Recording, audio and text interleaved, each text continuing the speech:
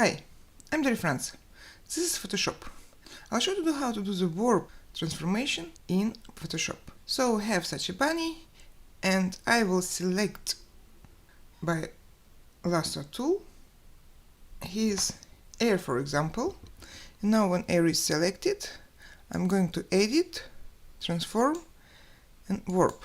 And you see this rectangle divided into smaller rectangles, and I am slightly pulling those dots in direction when I need, actually not dots only, but in any area I need to transform.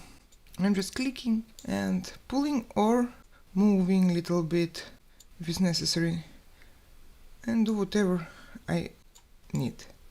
And now when I am done, I'm just click on check and do Ctrl D. We see, let's zoom in.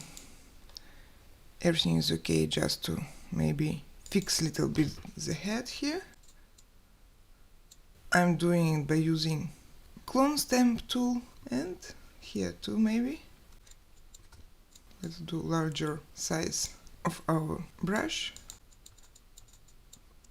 Fixing to be smoother. Okay, that's it. Another air. Thank you. Have a nice day.